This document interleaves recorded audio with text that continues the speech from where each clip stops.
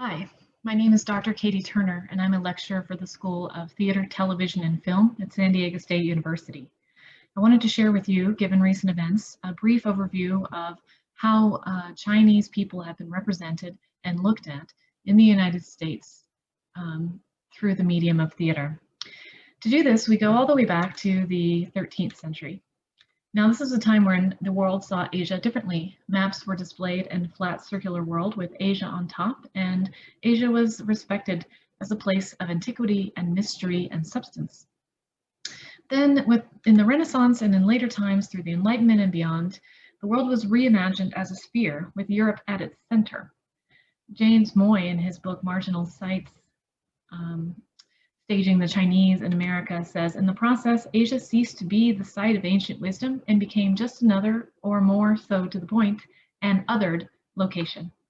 In other words, Asians were now seen as heathens, non-Christians, and were positioned outside the Eurocentric perspective in the same way as Native Americans or other indigenous peoples, Africans, and any other non-white, non-European, non-Christian folk. This is the framework that defined Asians and influenced their representation in the United States well before Asians actually even populated the Americas. Part of the development of how Asians have been looked at or looked upon and represented is the anthropological gaze. So the field of anthropology emerged in the 19th century, coincidentally the same era as melodrama. Moy calls it an enterprise in which white men fanned out across the world to look at and study people of color, my emphasis in that quote. It was part of creating the imperial nations of Europe. What anthropology does is it situates others as objects of the imperial gaze, disempowering them while simultaneously empowering the imperial culture, giving it the authority to be the one that is looking, defining, and stigmatizing often as well.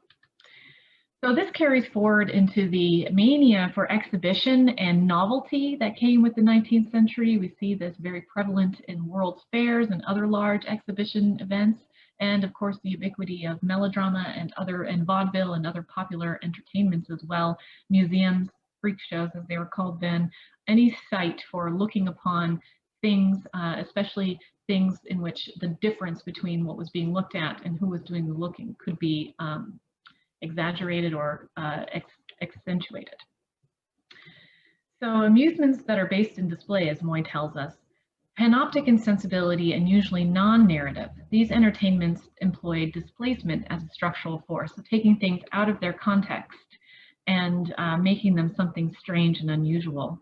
In the process, as Moy says, offering the spectator an almost godlike option to either examine with care or completely ignore the efforts up on stage.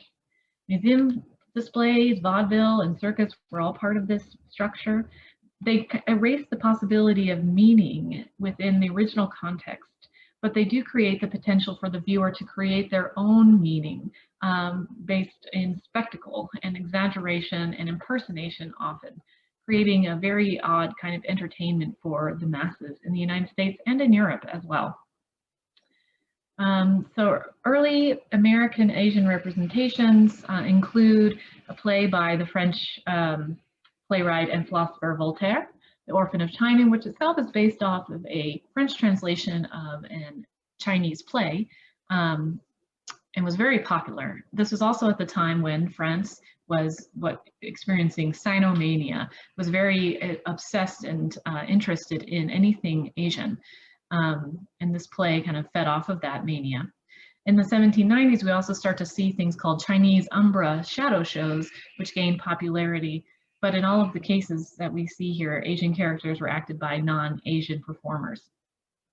Not all representations of Asians were from non-Asian performers, but the habit of impersonating Asianness started early on.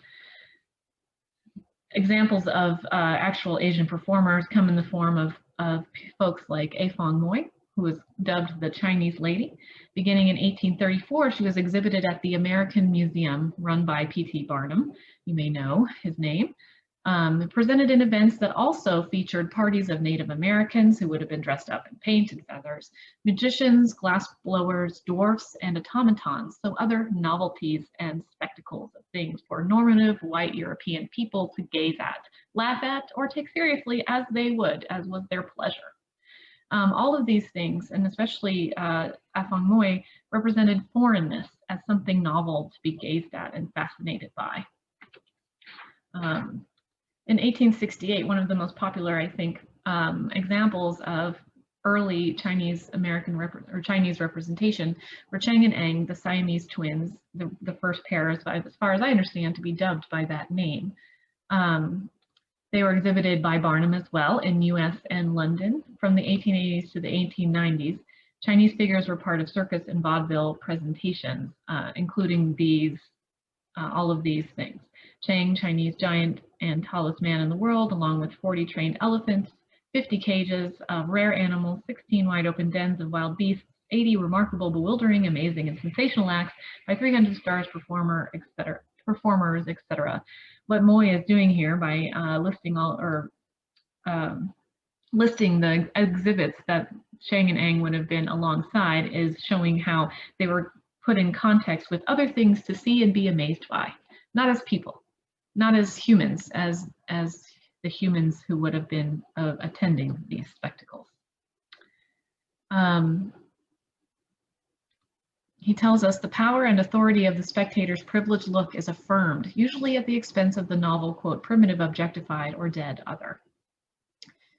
The voyeuristic gaze is a type of gaze associated with works strong on realistic narrative. Moy tells us they serve to affirm the authority of the looker, generally at the expense of the object, which is often reduced to stereotype. So having the privilege of being the one who looks rather than the one who's looked at allows the looker to create the narrative about what they are looking upon. Both gazes, the anthropological survey gaze and the voyeuristic gaze, produce stereotypes while claiming an authentic experience. So they have this contradiction. What you're seeing is not authentic, but it is being portrayed as such through the narrative that accompanies it. The voyeuristic gaze, as produced through the theatrical event, thanks to the presumed fourth wall that separates the audience from the stage, allowed the creations of representations that could be imbued with authenticity, even though based on a false original. And we're going to look at examples of that in the second half of this presentation. So from here on, we're turning mostly to the theater in the 19th century, looking specifically at melodrama. And this is based on an article by Sean Metzger called Charles Paslow's Chinese Fetish, an example of yellow-face performance in 19th century American melodrama from 2004. So theatrical portrayals of Chinese immigrants emerged at the same time as tensions between white Americans and Chinese immigrants escalated in the 1870s and 1880s. From 1860 to 1880, the Chinese population in US tripled. The greatest number of those folks living in California, mainly because that's where they came to port. We also, if you know your American history, you know the centrality of Chinese and Japanese people to creating the railroad lines and the dependence we had on their labor at that time. But people were alarmed at the number of Chinese immigrants that were populating the United States, and this led to the first ever legislation to exclude a racial or ethnic group from the United States in the form of the Chinese Exclusion Act of 1882. Metzger tells us, as it became an organized and relatively inexpensive labor pool in the US, Chinese immigrants became a frequent topic for newspapers and popular entertainments, including the advent of theater and minstrel performers in yellowface. The most famous of these early on was Ah Sin. Moy tells us these portrayals generally offered a neutralized Asian character, usually Chinese male, in some comic form. It's really unusual to find a representation of Chinese or Asian femaleness outside of like spectacles or acrobatics or things like that, rarely in the melodrama. The first was a title character in the play Ah Sin by Mark Twain and Bret Hart. Moy tells us they employed the museum strategy of enumerating differences between the Chinese and Americans, thereby creating a character who existed as little more than a personification of collocated aspects of cultural difference. So it was like, how much other can we portray this figure than the people who would most likely be reading or viewing this text. And I'm sorry to my Mark Twain fans, but as we all know, far from perfect human being, in a different time and place than we live in now. But